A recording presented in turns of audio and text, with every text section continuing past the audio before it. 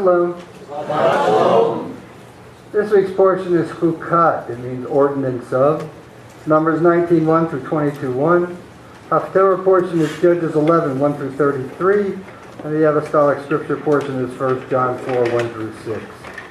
The introduction. Though featured prominently in the Torah, Miriam's claim to fame traditionally paled in the face of her more visible brothers, Aaron, the first high priest of Israel, and Moses, the intimate friend of God, who gave God's Torah to Israel. Numbers 20, verse 1. And the people of Israel, the whole congregation, came into the wilderness of Zin in the first month. And the people stayed in Kadesh. And Miriam died there and was buried there. That's it. It's all about how Miriam died. One sentence she gets. Aaron gets more space. The man who made the golden calf. Okay? Moses, he gets a whole lot more in there. God's the one who buries him. Of course, God's the one who killed him too. So, God's guilty of murder. So, anybody want to bring an accusation? I didn't think so. So it's interesting with Miriam in here, but Miriam also, I have a feeling that she was struggling with her place in the family dynamic when you think about it. She was the eldest of all three children because she's the one that put Moses into the basket, into the river, and watched where he went to, and then went back to her mother, and everything was arranged for the mother to actually care for the baby Moses. And I'm sure as she grew, and once Israel came out of their slavery in Egypt, I guess she was searching for her place and what she was supposed to do in here. And the one thing we always have to keep in mind about, even today it's still there no matter how you want to look at it, but in the Bible it's very prominent, that it was a patriarchal society. And a patriarchal society is one that is run by men. And there's not much that you can do about that in there because that's the way that it's laid out. One of the first times that we actually see that change is in the inheritance. When you had the daughters of one of the people of Israel whose father passed away, didn't have any sons, they said that they were entitled to get the inheritance of their father. And even Moses wasn't sure about what to do with that, so he went to God. And God told them that what they said was true, that they were entitled to the inheritance. The only condition placed upon it is that if they married outside of their tribe, they would lose their inheritance. It was to be kept within the tribe. And that's basically how the land in Israel is supposed to be done, which it's not done anymore. It was supposed to be done in biblical days, that in the Jubilee year, in 50 years, every 50 years, the land, no matter who it belonged to at that point in time, was to revert back to its original owner of the tribe that held it underneath what was deeded to them in the original division of the land. And the other thing that God tries to teach us about the land of Israel that we always forget, and I really think it applies not just to the land of Israel, but to the rest of the world, is we don't own anything here. Nothing belongs to us except for what God allows us to have. God told the Israelites that they were caretakers of the land. It wasn't theirs to own. They could sell it, they could buy it, they could do all these things, but after a certain period of time, God said it goes back to the original owner. It goes back to the way it was. But when you read in the Bible, you find out that there were people who tried to get around that.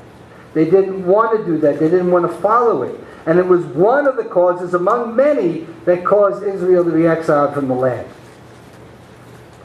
There are a lot of other things that played into it also. But what it tries to teach us is that God made a covenant with His people, and He expected the people to keep that covenant if they wanted the blessings that would come from that covenant. Remember, it's very cut and dried with God when you think about it. If you follow His covenant, there's blessing. If you go against His covenant, there are curses. It's very cut and dried. Blessings on the one side, curses on the other side. There is no middle ground with God. And God even tells us in there, remember in the book of Revelation, he says he doesn't like anybody who sits on the fence. He says he doesn't like it if you're neither hot or cold. He would rather you be one or the other. But if you're neither, he said he will spit you out of his mouth. That's pretty hard when you think about it. You cannot sit on the fence and wait to see who's going to win. Our faith tells us that God's going to win.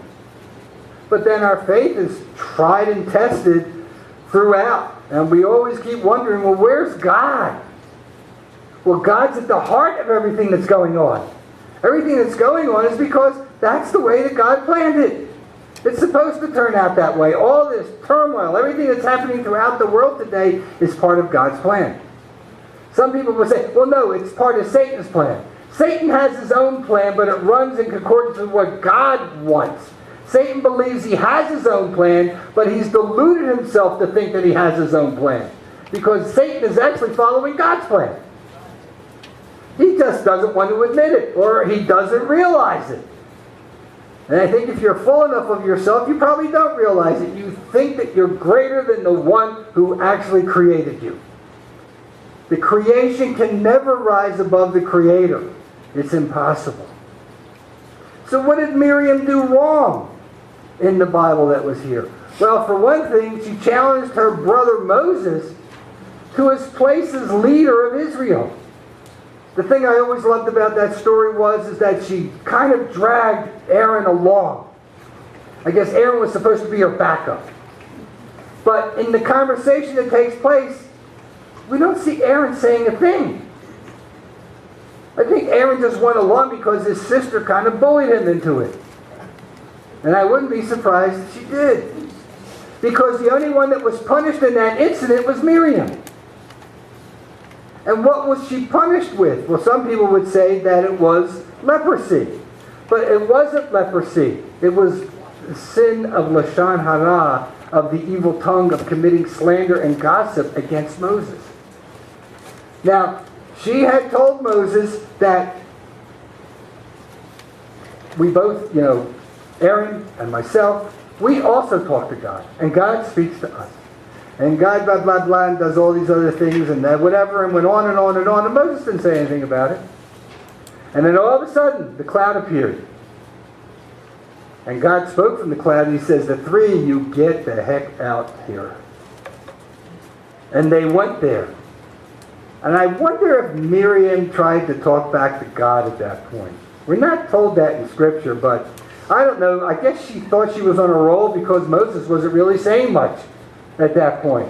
Maybe Moses was totally taken back by this whole thing, that he couldn't believe that his own sister was challenging him.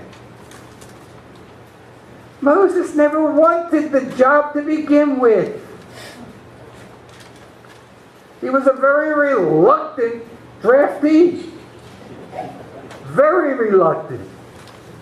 He wasn't exactly standing, he wasn't the first in line to be the leader of Israel. Especially when God showed him what he was going to have to do. And then I wonder if he realized that, all right, he was already 80 years of age when this started. And I wonder if he really got surprised when God said, you're going to be doing this for the next 40 years. This is going to be what you're going to cap your life on. At the end, when you're 120 years of age, that's going to be it for you. Then you can retire.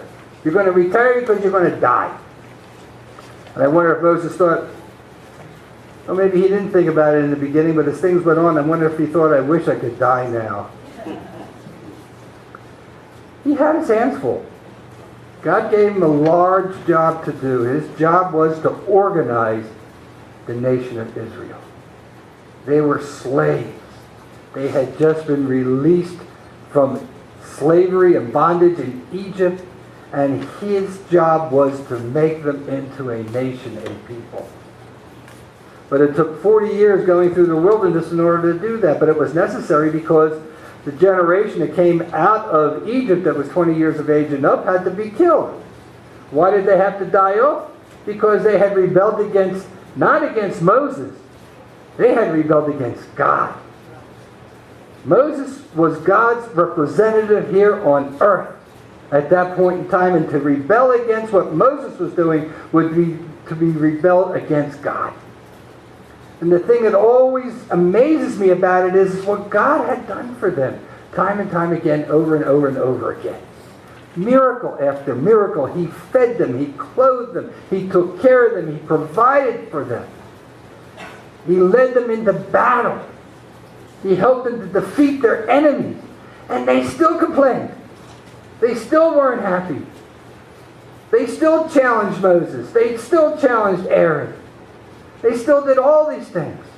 But I wonder if it really struck Moses because his own sister was challenging him and thought that she had a right.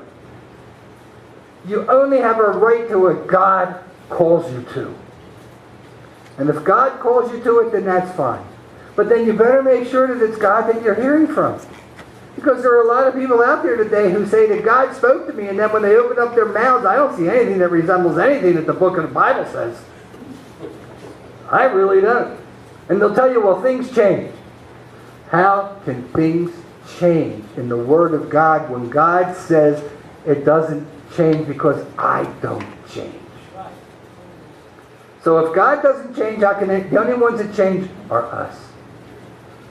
And, all right, yeah, we might be technologically more advanced. We may, I don't know. We have all these different things that we claim are so great and everything like that. To me, I think life should be just simplistic. Just let's go back to the garden. And this time, don't eat the dates. It's not an apple. They didn't have apples in the Middle East at that time, people. Everybody mistakes that. It just says the fruit of the tree. That's all it says. Fruit. It doesn't say apple. Probably dates more than anything. So, what's the whispering? They imported it. They imported it into the garden. They imported it. They're the only two people alive, but they imported it. Who brought it? One of the elephants that could speak to them? The elephant came in and said, "Hey, look what I got for you guys. It's a whole bundle of apples." Mm-hmm. What was it? Balaam's donkey brought it. Balaam's donkey.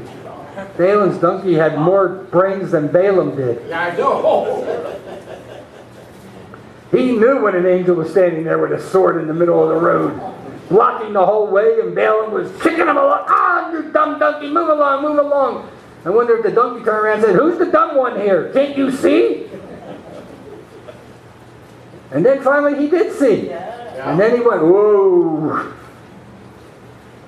I don't know how many warnings Balaam got. He got so many different warnings from God along the way, but they still insisted on doing his own thing. He was so headstrong about it.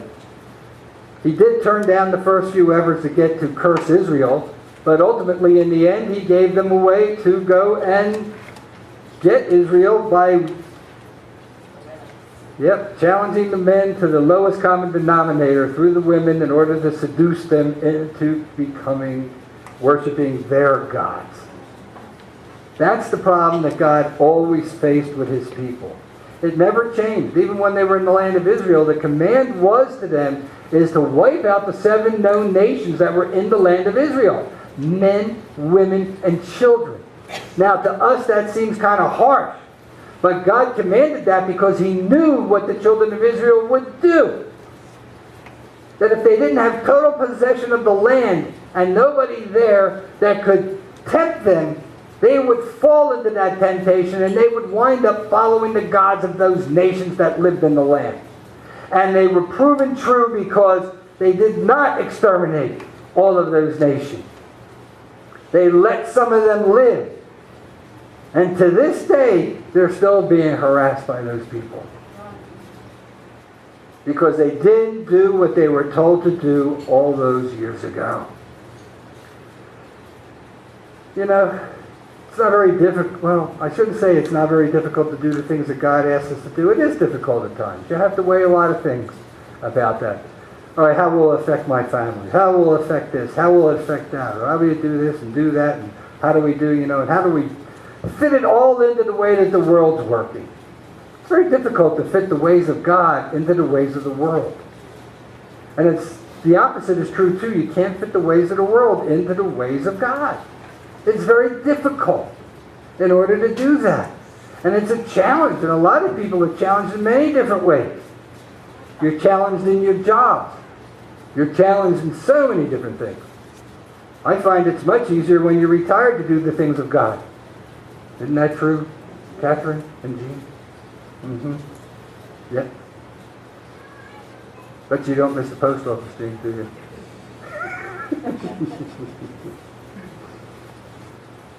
Yep, there are a lot of things I don't miss either about it. But, you know, God has a hand in everything, and God's the one who does it.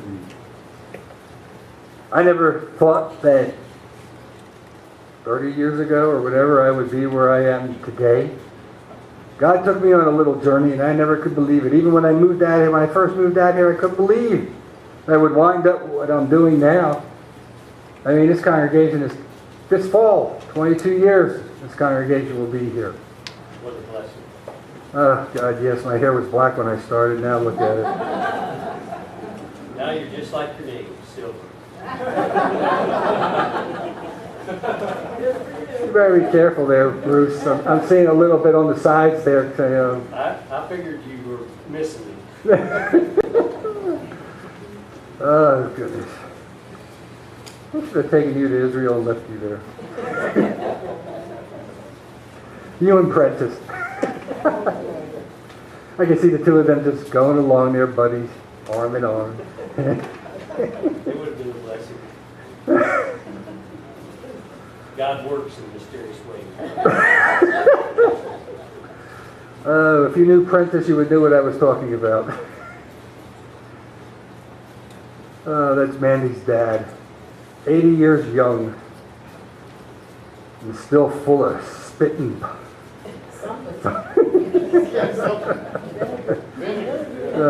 Spitting vinegar. Yeah, you might say that. Yeah, that's true too. And I'm sure that Chester, he's going to re-enlist in the Army. He saw one of those commercials on TV where it said, if you re-enlist, we'll give you a $40,000 bonus. Right, Chester, doesn't that drive you to want to go back now? Take a pay cut.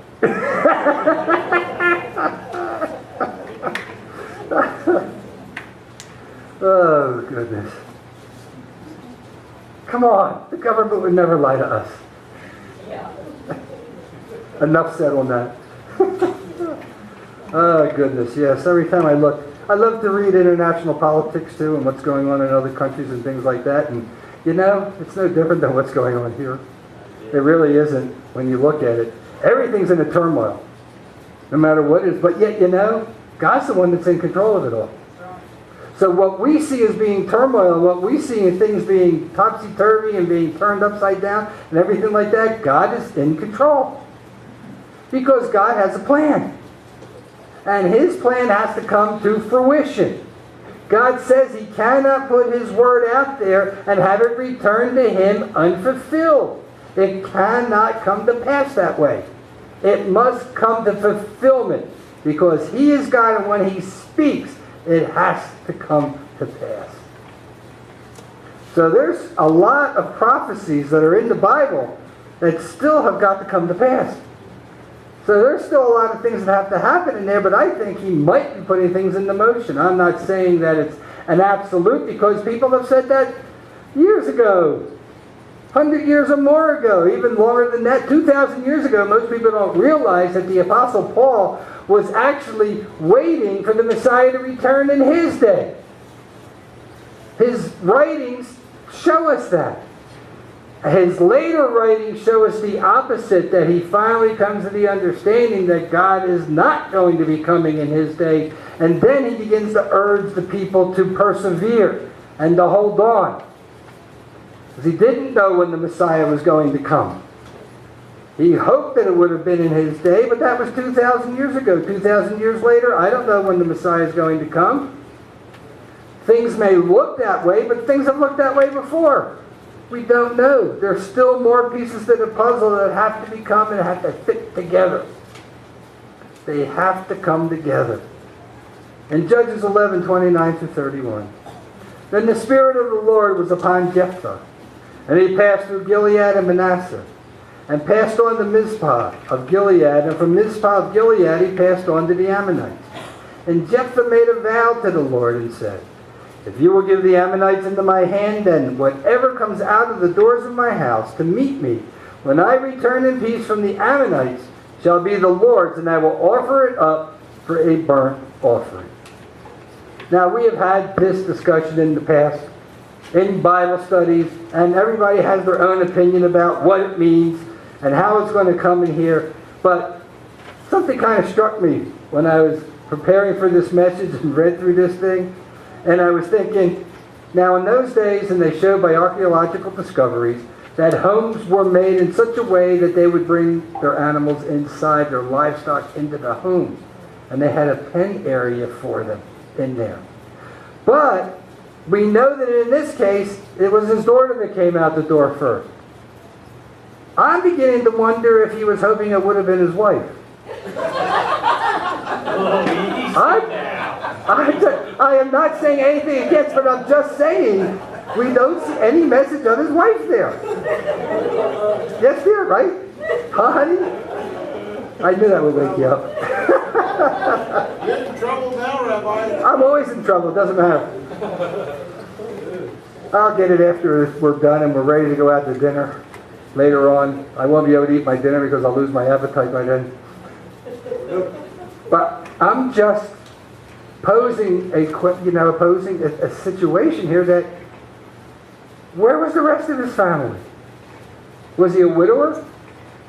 We don't know. It doesn't tell us that. But why would anybody make a vow like that? That is one of the dumbest things I've ever heard. Okay? He didn't know. What, he'd hope that one of the goats would come out? Or the sheep? Or whatever would come out of the door? How did he know it was going to come out of the door? Would the animals have free access in and out whenever they wanted to? You know, it's just one of those things. What I don't know that much about, sheep or that, but what I understand is that they need someone to lead them, and they follow a leader, and at night they're penned up. Because they're penned up because the tendency is to wander away. And in the morning, they would open up the pen, and then they would allow them to go out. Then they would just graze for the day, and the shepherd would just sit there and just praise God and pray all day long and all of that good stuff. We know that didn't work with Jacob's sons. When they went out there, it tells us in there that they caroused around the fire and they got drunk. And then they planned to kill their brother when they saw that he was coming. So instead of killing him, they sold him into slavery. Boy, what a loving family that really was. You read the Bible, there's nothing in there that God doesn't dress up the warts. He wants us to see His people for what they are and for what He can do with them. And how He can work through them despite what they might try to do. That no matter what their faults are, God can redeem them. Jephthah made a stupid vow. Whether he did what he vowed in there, I don't know. Ray will tell you that he didn't. We had that discussion for I don't know how many years now of going back over this thing in there. I see it one way, he sees it another way. I'm right, he's wrong. The rabbi's always right, Ray.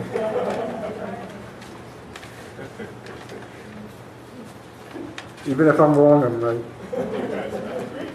Yeah, I know you would.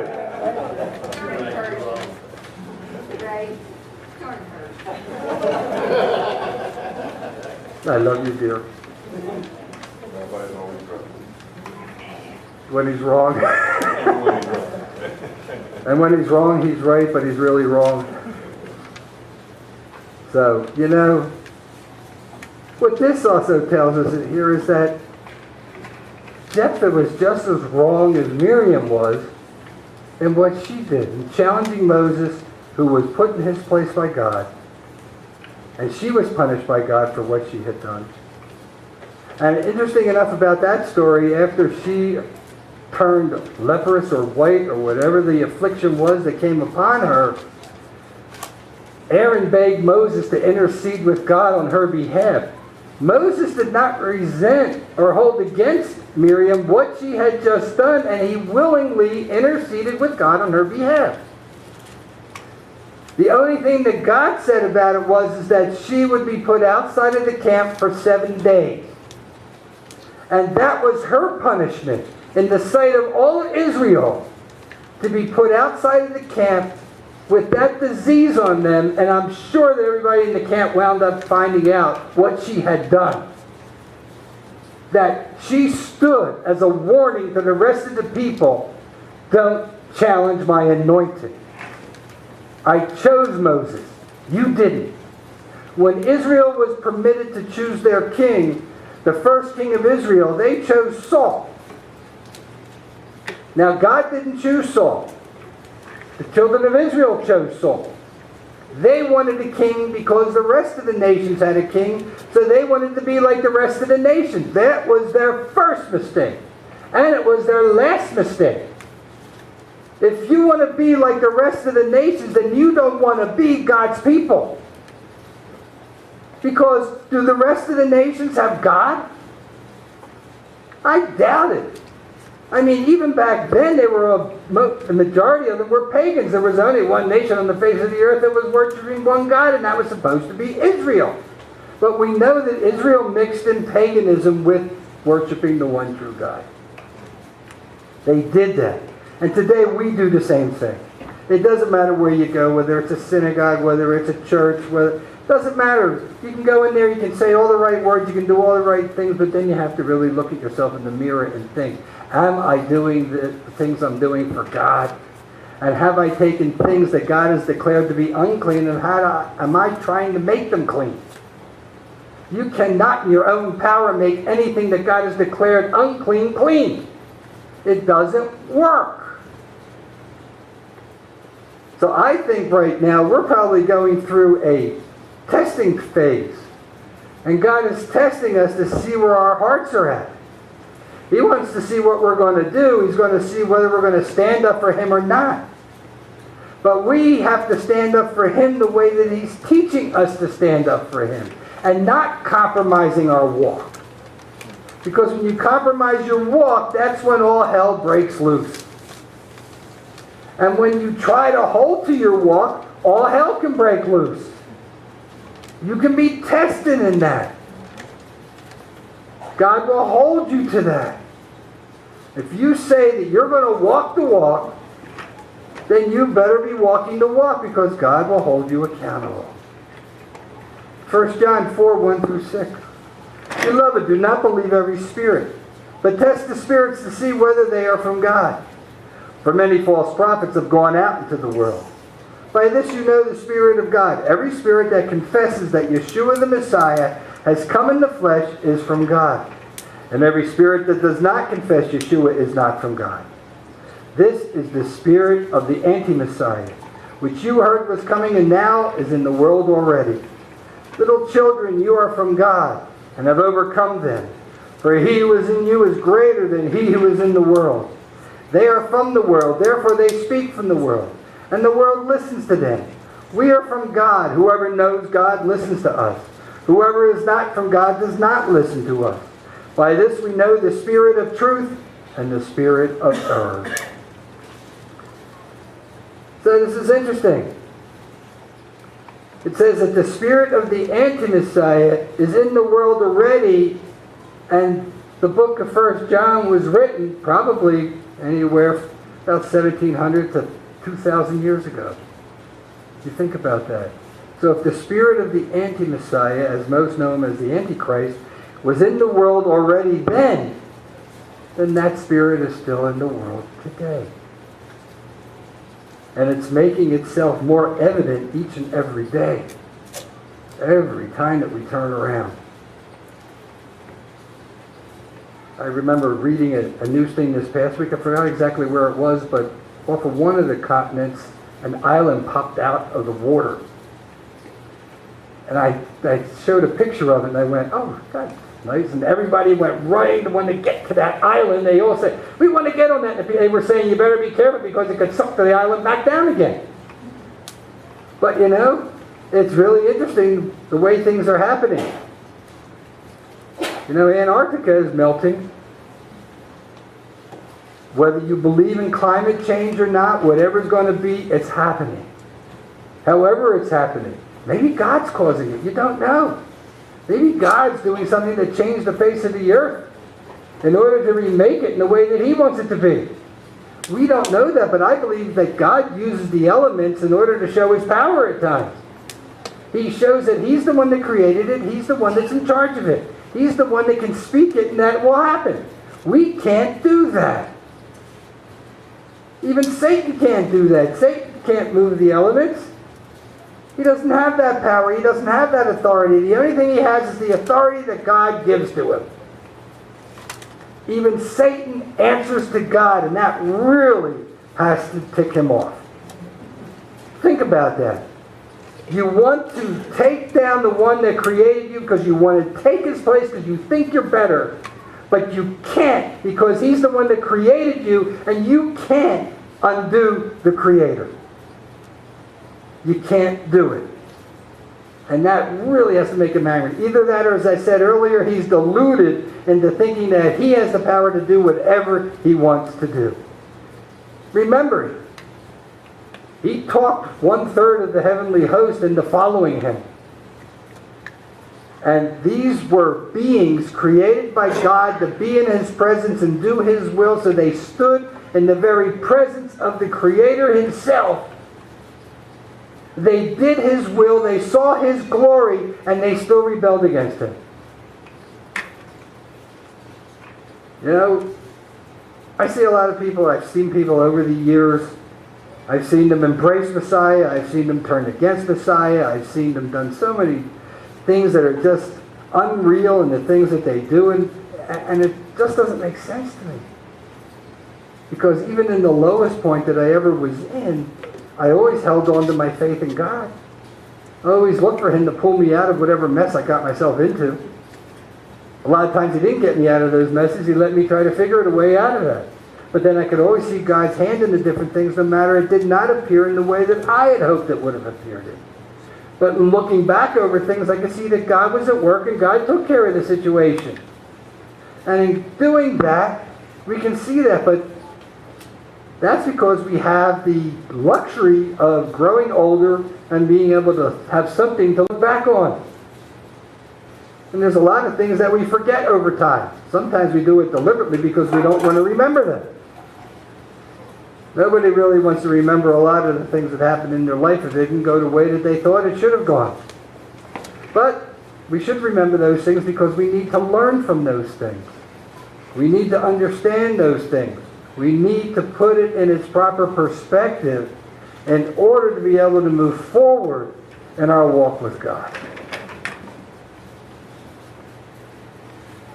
So, you know, somebody mentioned, or I should say, that Reuben mentioned earlier that they imported apples into the garden. So where'd they get the apples from?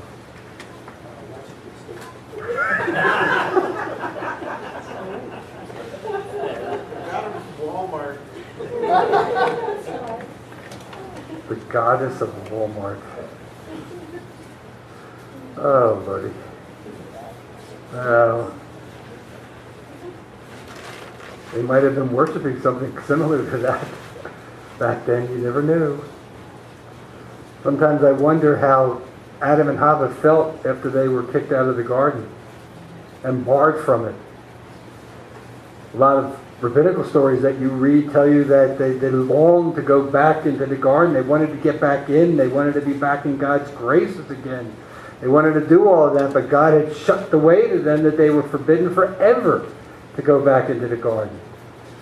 I don't think it was because He was punishing them forever. I think it's because He was shutting out mankind from that, so mankind could not eat of the tree of life and become immortal at that point. Because sin had entered into the world and sin had to be dealt with, and sin is still being dealt with today. God still deals with that. Sin, if you really think about it, began in heaven with Satan. Think about that. First sinner. So Satan has really something in his resume to, hold up there. But we're still trying to recover from that. And God had given Adam a responsibility, and his responsibility was to look over for his wife. Supposed to look out for her, take care of her, provide for her. She was to be his helpmate. She was to look out for him.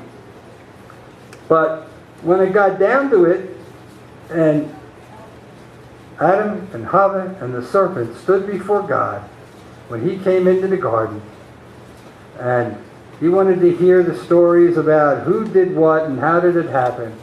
He went to Adam first, and the first words out of Adam's mouth were, "She did it. She told me to eat from the apple." So he goes to Chava, and she goes, "The serpent did it." He punishes the serpent, and he does punish Adam and Chava also.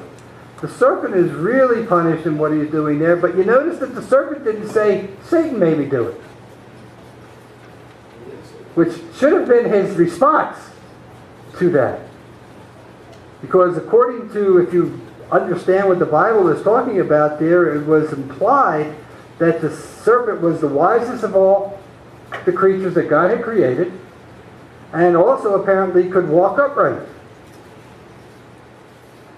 Whether it could or not, I don't know, but God deliberately, however he did with it, he put it down so it would crawl on its belly on the earth to forever eat the dust of the earth. And an interesting thing that I read yesterday was they talk about now, they say that there's an upsurge here, at least in the U.S., of snakes. That they're finding out because of the warming climate, as you go further into some of the northern regions of the states here, that the snake population is growing in the northern part of the country. We're still having what we have down in the southern part of the country, but now the snake population is growing in the northern part of the country because it's warming up and it's making it more suitable for them to be able to live in those climates. I say let the north warm up all at once there and let all the snakes go follow them up there.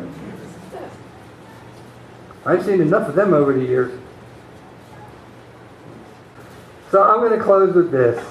Torah man says, "No man has ever tested the resources of God until he tries the impossible."